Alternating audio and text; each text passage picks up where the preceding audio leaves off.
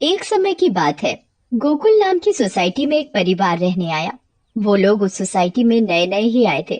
उस परिवार में राहुल, सविता और उनका 10 साल का एक बेटा भाविक रहता था। जैसे ही भाविक सोसाइटी के गेट के बाहर तक पहुंचता है, तभी से ही अपने सवाल जवाब शुरू कर देता है। वाह पापा, ये कितनी सुंदर सोसाइटी है। क्या हम इसी सोसाइटी में रहेंगे? हाँ हाँ बेटा, हम लोग इसी सोसाइटी में रहेंगे। देखो तो हमारा भाविक कितना खुश नजर आ रहा है। अब तो मेरे यहाँ पर नए नए दोस्त बनेंगे, ना मजा आएगा। हाँ हाँ बेटा, बहुत मजा आएगा। चलो अब अंदर चलो। जैसे ही वो लोग सोसाइटी के अंदर कदम रखते हैं, तभी जोर जोर से हवा चलने लगती है और भाविक को कुछ अजीब सा महसूस होने लगता है। मम्मी देखो तो, हमारे आते ही ये कितनी जोरों से हवा चलने लगी है। मुझे कुछ अजीब सा भी लग रहा है। नहीं बेटा, ये बस तुम्हारा वहम होगा। बच्चा समझकर सविता भाविक की बात को नजरअंदाज कर देती है। वो लोग अपने फ्लैट पर पहुंचते हैं। चलो चलो, अब आप दोनों जल्दी से फ्रेश हो जाओ, सोने का समय हो गया है। हाँ, क्योंकि कल मुझे इंटरव्यू के लिए भी जाना है। भाविक, राहुल और सविता कमरे में जाकर सो जाते हैं। ऐसे ही चलते चलते उन्हें 1 महीना बीत जाता है। एक दिन राहुल का बॉस उसे ऑफिस के काम से सूरत जाने को कहता है। ये तो कितनी अच्छी खबर है। मैं ये बात सोसाइटी जाकर सविता और भाविक को बताऊंगा, तो वो दोनों भी बहुत खुश हो जाएंगे। राहुल घर जाकर ये बात सविता और भाविक को बताता है। सविता, ओ सविता, कहाँ हो तुम? तुम्हें एक खुशखबरी देनी है। अरे हाँ हाँ, क्या हुआ? इतना क्यों चिल्ला रहे हैं आप?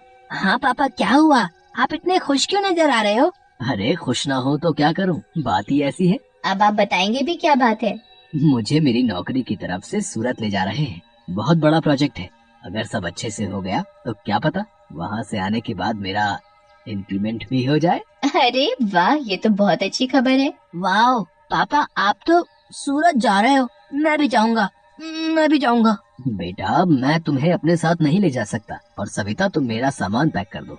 मुझे आज ही रात 12 बजे तक निकलना है। मैं बस कुछ ही दिनों के लिए जा रहा हूँ। सविता राहुल का सामान पैक कर देती है और राहुल उसे रात 12 बजे सूरत के लिए निकल जाता है। चलो भाविक, अब तुम भी जल्दी से दूध पीकर कमरे में सोने चलो। ठीक है मम्मी। सविता और भाविक अपने कमरे में चले जाते हैं। सविता तो सो जाती है, मगर भाविक को नींद नहीं आती। बहुत तेज बारिश होने लगती है। भाविक बालकनी में जाकर खड़ा हो जाता है और बारिश के मजे लेने लगता है। वाह, कितना सुंदर नजारा है। भाविक की नजर अचानक सामने वाले फ्लैट पर पड़ती है, तो वहाँ एक मोमबत्ती जल रही होती है। ये क्या है? ये सामने से कैसी रोशनी दिखाई दे रही है? ऐसा लग रहा है जैसे कोई मोमबत्ती जली हुई हो।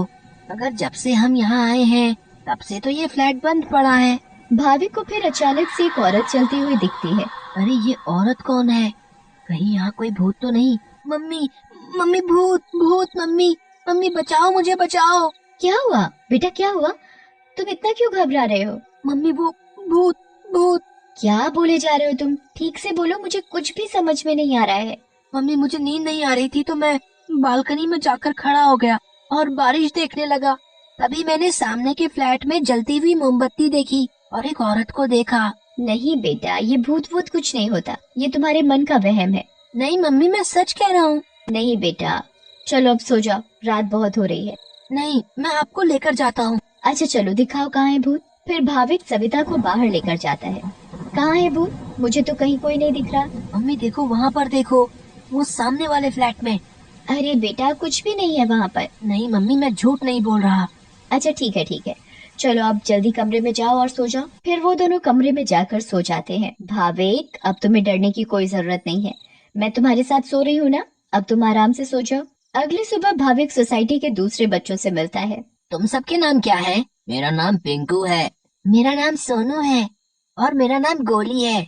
सारे बच्चे मिलकर पूरा दिन खूब मस्ती करते हैं। फिर रात में सारी औरतें सोसाइटी कंपाउंड में बातें करती हैं। तभी सविता रात की बात सारी औरतों को बताती है। दूसरी ओर भाविक और उसके सारे दोस्त लुका छुपी खेल रहे होते हैं। पिंकू गिनती करना शुरू कर देता है। तभी सारे बच्चे इधर उधर छिप जाते हैं, मगर भाविक खेल खेल में अपने फ्लैट के सामने वाले फ्लैट के दरवाजे तक पहुंच जाता है। उसे ये पता नहीं होता कि ये वही फ्लैट है जिसमें कल रात उसने एक औरत को जलती हुई मोमबत्ती के साथ देखा था। अरे, ये दरवाजा तो खुला हुआ है और यहाँ तो कितनी सारी लाइटें हैं। चलो अब मैं जल्दी से इस घर में छिप जाता हूँ ताकि मुझे कोई ढूंढ ही ना पाए।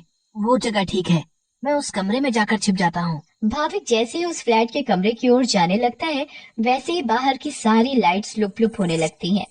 ये क्या हो रहा है यहाँ पर? अचानक ये लाइटें लुप लुप कैसे होने लगी? भाविक इधर उधर देखने लगता है। तभी भाविक की नजर दरवाजे के ऊपर पड़ती है। एक दरवाजे के ऊपर क्या लिखा हुआ है? भूत! मम्मी, मम्मी बचाओ बचाओ! भाविक चिल्लाते हुए सोसाइटी कंपाउंड में जा पहुंचता है। अरे, ये आवाज तो भाविक की लग रही है। ये तो भाविक की ही आवाज है। भाविक की आवाज सुनकर सारी औरतें और आदमी कंपाउंड में जमा हो जाते हैं। तभी वो देखते हैं कि सामने से भाविक भागते भागते चला आ रहा है। मम्मी, मम्मी, वहाँ सच में वहाँ भूत है। क्या हुआ बेटा भाविक? हाँ बेटा, क्या हुआ? तुम इतने घबराए हुए क्यों लग रहे हो? हाँ बेटा, कुछ तो बताओ। कहीं तुमने फिर से सामने वाले फ्लैट में भूत तो नहीं देख लिया? भूत? भूत? कहाँ है भूत? मैं छुपने के लिए एक फ्लैट में चला गया क्योंकि उसका दरवाजा खुला हुआ था। मैंने वहाँ लिखा देखा। क्या लिखा देखा और कहाँ देखा? कि यहाँ से चले जाओ वरना मैं तुम्हें मार दूंगी। चलो बेटा, तुम हमें वहाँ लेकर चलो। हाँ हाँ, चलो अंकल, मैं आपको वहाँ लेकर चलता हूँ, आप खुद ही देख लेना। भाविक सभी लोगों को उस फ्लैट में लेकर जाता है। कहाँ लिखा है बेटा? अरे, यही तो लिखा था। चलो भाई, यहाँ तो कुछ भी नहीं है। बेटा भाविक, चलो अब चलो। सभी लोग भाविक को वहाँ से ले जाते हैं, मगर भाविक उस दरवाजे को देखते देखते चलता है। नहीं अंकल, मैं सच बोल रहा हूँ। हमें इस बच्चे की बात एक बार मान लेनी चाहिए और आज रात मिलकर सोसाइटी पर नजर रखनी चाहिए। हाँ, आप सही बोल रहे हो। क्या पता ये सब सच हो। तो ये तय रहा कि आज रात हमारे पति सोसाइटी की देखभाल करेंगे। उस रात 3 आदमी सोसाइटी के गेट पर खड़े रहकर सोसाइटी की देखभाल कर रहे थे।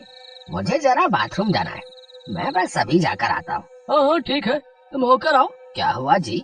गुड्डू को बहुत डर लग रहा है और वो बोल रही है कि आप ही उसे सुलाएंगे, तो आप जरा ऊपर आकर उसे सुला जाएंगे। ठीक है, अभी आता हूँ। दूसरा आदमी पहले आदमी से बोलता है। मैं जरा अपनी बेटी को सुलाकर आता हूँ, उसे डर लग रहा है। अब सोसाइटी के दरवाजे पर सिर्फ रमेश यानी तीसरा आदमी ही बचता है। कहाँ रह गए ये दोनों? वो आदमी इधर उधर घूमता रहता है और अब उसे भी अकेले डर लगने लगता है। तभी उस आदमी को किसी औरत का साया दिखता है। उसके लंबे खुले हुए बाल और पायल की छम छम आवाज। चुड़ैल, बचाओ बचाओ, चुड़ैल। फिर अचानक वो चुड़ैल उसके सामने आ खड़ी होती है और आदमी बहुत तेज चिल्लाता है और वहीं बेहोश हो जाता है। अरे, ये चिल्लाने की आवाज किसकी आई? हाँ, आवाज तो मुझे भी आई। चलो चलकर देखते हैं। सारे सोसाइटी वाले अपनी बालकनी में आ जाते हैं तो वो क्या देखते हैं कि वहाँ रमेश बेहोश पड़ा हुआ था। ये आवाज कैसी आई थी? फिर सोसाइटी वाले नीचे आ जाते हैं तो वो वहाँ पर रमेश को जमीन पर पड़ा हुआ देखते हैं। सब जल्दी से नीचे आते हैं। सविता और भाविक भी नीचे आ जाते हैं। अरे, कोई इन्हें होश में लाओ। उठिए भाई साहब, उठिए। फिर कुछ ही देर में रमेश को होश आता है और वो सारी बात सोसाइटी वालों को बताता है जो उसके साथ कुछ देर पहले हुई थी। तभी सोसाइटी में अजीब सी आवाजें आने लगती हैं। देखा ना, मैंने बोला था ना कि भूत है। हाँ बेटा, तुम सही कह रहे थे। तभी सोसाइटी के बीचों बीच धुआं उठने लगता है और वहाँ वो चुड़ैल आ जाती है। कौन हो तुम और क्यों हमें इतने दिनों से परेशान किया हुआ है? हाँ हाँ बताओ, क्यों तुमने इतने दिनों से इन लोगों को परेशान किया हुआ है? हम भी तो इसी सोसाइटी में रहते हैं। तुमने कभी हमें तो परेशान नहीं किया, तो इन लोगों को ही क्यों? हाँ हाँ, बोलो बोलो। तुम्हारी वजह से मैं कितना डर गई थी। बताती हूँ, सब बताती हूँ। कई सालों पहले जब मेरी शादी हुई तो मैं और मेरे पति रवि सविता के सामने वाले फ्लैट में रहने आए। हम बहुत खुश थे, पर अचानक मेरी माँ की तबीयत खराब होने की वजह से मुझे कुछ दिन के लिए यहाँ से जाना पड़ा। और तभी सविता के फ्लैट में एक बहुत सुंदर लड़की रहने आई। रवि उस लड़की को पसंद करने लगे थे और वो लड़की भी। उस लड़की को ये बात नहीं पता थी कि रवि शादीशुदा है। मैं जब वापस आई और मुझे ये सब पता लगा तो मैंने रवि को समझाने की बहुत कोशिश की, बहुत लड़ाई की, पर वो नहीं माने। रवि मुझे छोड़कर उस लड़की से शादी करना चाहते थे और एक दिन रवि और वो लड़की चुपके से अचानक कहीं चले गए। मैंने उन्हें ढूंढने की बहुत कोशिश की मगर वो मुझे कहीं नहीं मिले। और एक दिन मैंने उन दोनों को बाजार में साथ देखा। उन दोनों ने शादी कर ली थी। मैं भागते हुए घर आई और ये बात मुझसे बर्दाश्त नहीं हुई और उसी रात मैंने फ्लैट से कूदकर अपनी जान दे दी। और उस दिन से इस फ्लैट में किसी को रहने नहीं देती, जिसमें सविता और उसका परिवार रहता है। हमें बहुत दुख हुआ सुनकर जो भी तुम्हारे साथ हुआ, पर इसमें मेरे और मेरे परिवार का क्या कसूर है? हाँ आंटी, आप तो अच्छी आंटी हो, ऐसे कैसे कर सकती हो? चुड़ैल भाभी की मासूमियत देखकर पिघल जाती है। ठीक है, अब मैं तुम लोगों को कभी परेशान नहीं करूंगी। ऐसा कहते ही वो चुड़ैल हवा में गायब हो जाती है और कभी किसी को परेशान नहीं करती।